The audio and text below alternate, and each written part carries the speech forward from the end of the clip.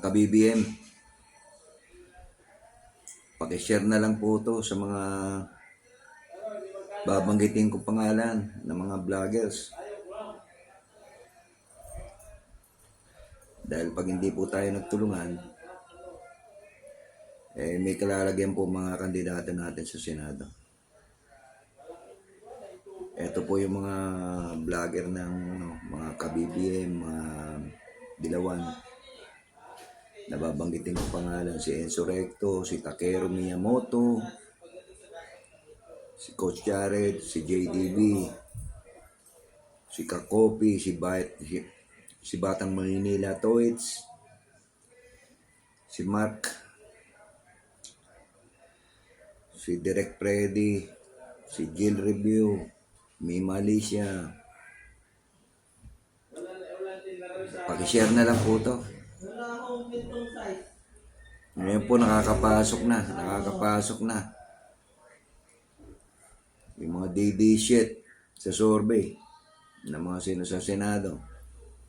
Bakit po nangyayari yan? Dahil yung mga vloggers po ng BBM, ng mga pro-government, mga dilawan, pinklawan, wala pa rin po silang kandidato. Samantalang yung mga didilis, alam niyo naman po pagka didilis ka, pagka didishit ka, parang zombie po yung mga yan. Kahit nakukunti sila, kahit na 6 na milyon lang yan, 7 milyon lang yan, diretso lang po ang tingin yan. Kung sino yung sinabi ng phone nila na iboto, yun ang iboboto ng mga yon. Ngayon, doon tayo talo, di ba?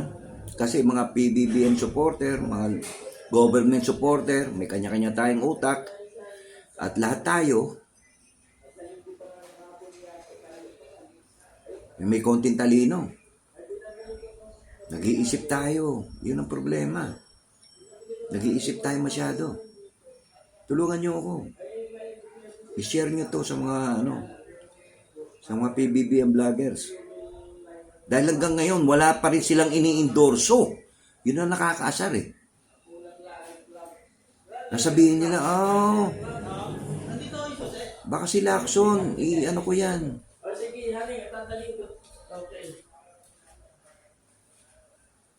Si Heidi Mendoza, baka iboto ko yan.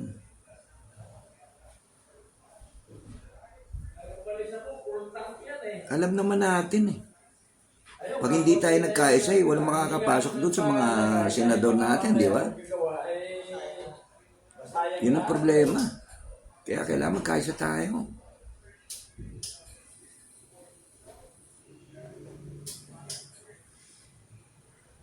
Number 63, si Tulpo. 33, si Lacson. 59, si Soto. Number 1, si Abalos. Number 50, Pacquiao. Number 9, si Binay. Number 35, si Lapid. 11, Revilla. 45, Heidi Mendoza.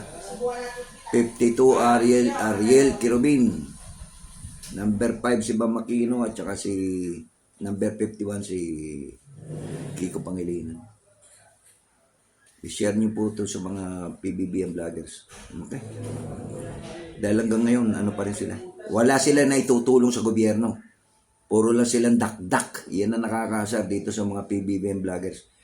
Puro sila dakdak lang ng dakdak. Ay, wala pa rin ako. Hindi ko pa rin alam kung sino iboboto ko.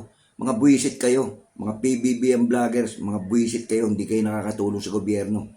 Pag nakapasok si Marcoleta, nakapasok si Ipe, nakapasok si Attorney Vic, huwag kayong magsisihan, mga buwisit kayo, mga PBBM vloggers, okay? Huwag kayong magsisihan. Dahil wala kayong ginagawa. Hindi kayo tumutulong. Nakakaasar.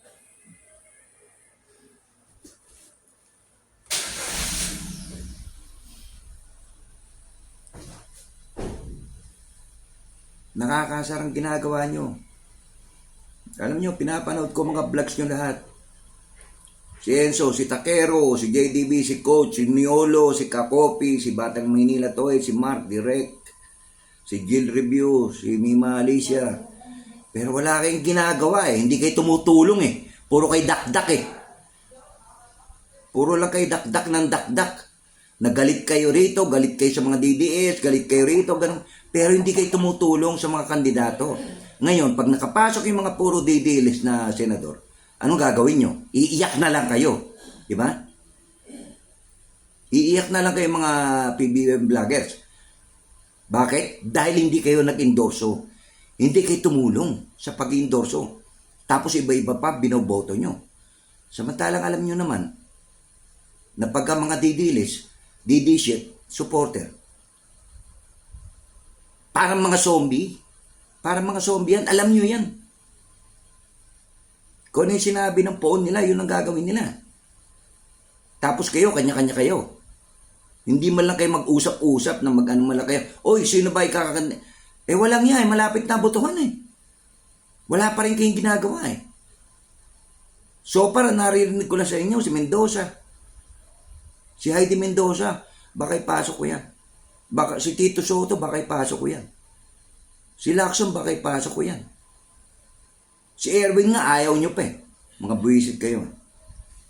Nakakaasar mga PBBM vloggers, kanya-kanya. Ano bang kailangan? Bayaran pa kayo? Bayaran kayo para i-endorse nyo yung mga kandidato natin? Hindi naman kailangan mag-usap-usap lang kayo. Mag-usap-usap lang kayo mga PBBM vloggers. Mag-usap-usap kayo. Sino ba ang i-endorse nyo? Marami kayong followers. Hindi man lang kayo nag-uusap.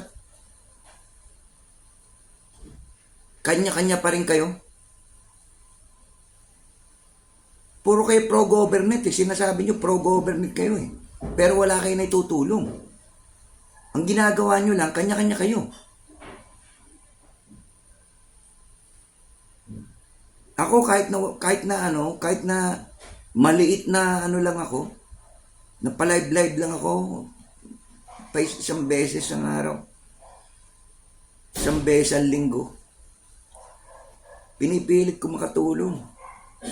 Pinipilit ko makakuha ng mga kandidato para sa pro-government. At sinusuyod ko rin. Hindi ko naman sinama si Aimee. Hindi ko sinama si Tolentino. Hindi ko sinama si Cayetano. Hindi ko sinama si Villar. Alam ko puro ano yan eh. Puro pro DDS yung mga yan eh. Mga DDS yan eh. Kaya hindi ko sinama. Ang sinama ko sa listahan ko, yung mga alam ko na kahit paano, kahit na hindi sila pro-government, naman, sigurado, hindi yung tatakbo lang na sa Senado para ma-quit si Sara. Yung mag-isip-isip na kayo, mga pro-BBM vloggers. Sana naman i-share nyo mga ka-BBM, share nyo sa kanila para makakita naman nila. Wala silang ginagawang tulong. Ngayon, iiyak na lang yung mga BBM vloggers na yan. Pag nakita nila si Marcoleta, si Ipe, si Atty. Vic, nakapasok, mga buwisit, wala. Nakakaasal lang. Anong gagawin natin? Tulungan nyo ako mga ka-BBM, okay? Salamat.